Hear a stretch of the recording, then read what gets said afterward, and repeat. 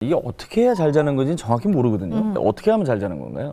보통 사람들이 잠을 잔다고 하면은 저 1단계, 2단계 얕은 잠을 거쳐서 3단계 깊은 잠으로 들어가게 돼 있거든요. 1시간 정도 이렇게 주무시다가 점차 다시 얕은 잠 단계로 첫 번째 렘 수면이 나오게 되는데 요 단계까지가 한 사이클로 봅니다. 하룻밤 새에 이 사이클을 한 4-5사이클 정도 주무시고 하룻밤이 끝난다고 보시면 되는데요. 1단계 수면은 선잠 단계 정도로 보시면 되겠어요. 그래서 이때 만약에 깨우게 되면 나 안 잤다라고 이제 얘기를 하시는 경우가 많죠. 그리고 이 단계에서 깨우게 되면 잠깐 졸았다 이렇게 얘기를 하실 수도 있고 이제 이 2단계 수면이 전체 수면의 한 50% 이상을 차지하고 있습니다. 그리고 나서 이제 3단계 수면부터가 깊은 수면이라고 하는데요. 이때는 정말 업어가도 모르게 깊은 잠을 주무시는 단계고요.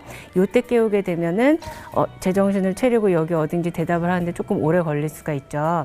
그래서 성인들 같은 경우에는 3단계 깊은 잠을 아무리 못해도 5에서 10% 정도는 나와줘야 제대로 된 건강한 잠을 잤다고 볼 수 있겠네요. 5에서 10%밖에 안 돼?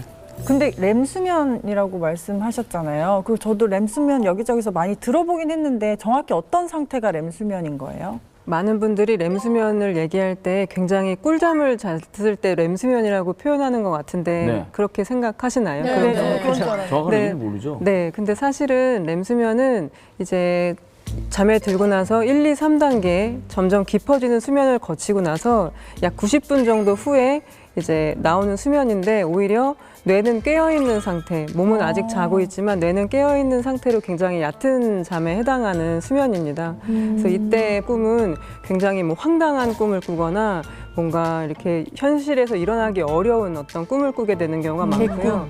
근데 이런 꿈들은 누구한테 얘기하기도 창피할 정도로 말이 안 되는데. 맞아요. 네. 논리적으로 말도 하나도 안 네, 되고 맞아요. 의미도 없고. 네, 맞아요. 근데 오히려 비렘 수면에서의 꾸는 꿈은 있을 법한 일, 내가 현실에서 좀 걱정했던 일들 이런 것들이 꿈으로 나타나는 경우가 많습니다. 아니 저는 꿈을 정말 많이 꾸거든요.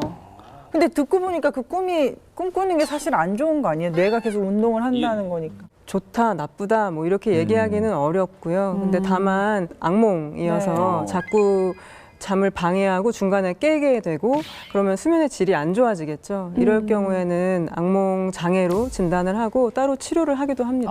그럼 막 가위 눌리고 이런 게 종종 자주 발생을 하게 되면 그것도 치료가 가능한 거예요? 네, 가위 눌림에 대한 치료도 시행을 합니다. 그러면 가위 눌리는 것도 귀신 없어요?